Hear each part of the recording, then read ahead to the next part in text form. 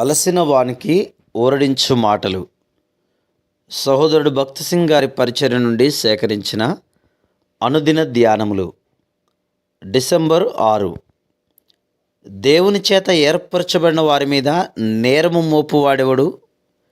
నీతిమంతులుగా తీర్చువాడు దేవుడే. రోమా 8:33. లోకము మిమ్మును ద్వేషించిన యెడల మీకంటే ముందుగా నన్ను ద్వేషించానని మీరెరుగుదురు. యోహాను సువార్త 15:18 అని ప్రభు చెప్పెను. నేనొక్కడనే నిందింపబడుచున్నానని అనుకొనవద్దు. మనకు నిందలు వచ్చిన యెడల అవి ముందుగానే యేసు ప్రభువునకు వచ్చెను. మన గురించి ఇతరులు ఏం మాట్లాడెదరో దేవుని గురించి కూడా మాట్లాడెదరు. యోహాను సువార్త 15:19-25 నన్ను నిర్హేతుకముగా ద్వేషించిరి అని ముందుగానే కీర్తనలు 35:19 ప్రవచింపబడెను. మనము యేసుక్రీస్తునకు లోబడి ఆయనతో ఐక్యపరచబడినప్పుడు ఏ కారణము లేకుండా మనము కూడా ద్వేషించబడదము, తృణీకరించబడదము మరియు హింసించబడదము. మన ప్రభువైన యేసుక్రీస్తు మన పాపములను క్షమించి మనల్ని మార్చి పవిత్రులుగా చేయుటకు ఆయన రక్షకుడాయను. అందుచే ప్రజలు తనను శపించుటకు ఉమ్మివేయుటకును ఆయన ఒప్పుకొనెను.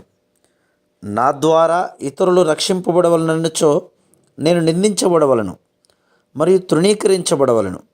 మనం ఎంతగా తృణీకరించబడి నిందించబడదామో అంతగా ప్రభు మనల్ని వాడుకొనును.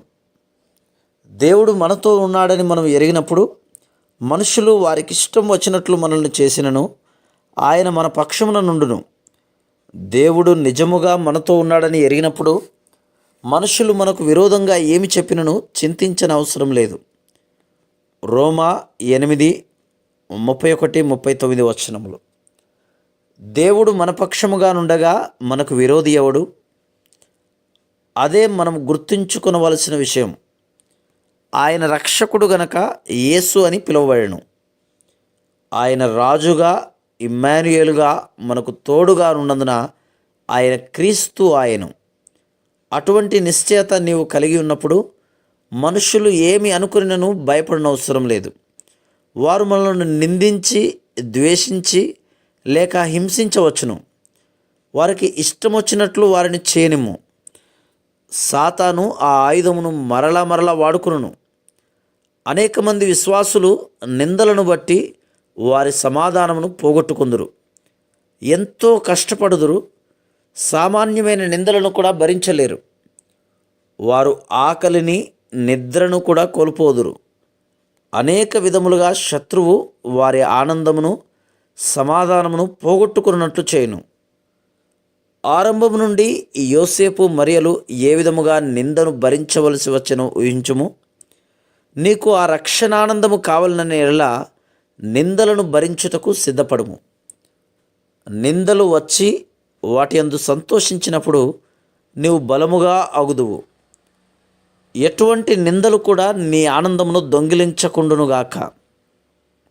విశ్వాసులను బలహీనపరచుటయే సాతాను యొక్క బలమైన ఆయుధం. ప్రభువు మనతో ఉన్నాడని మనకు తెలియను.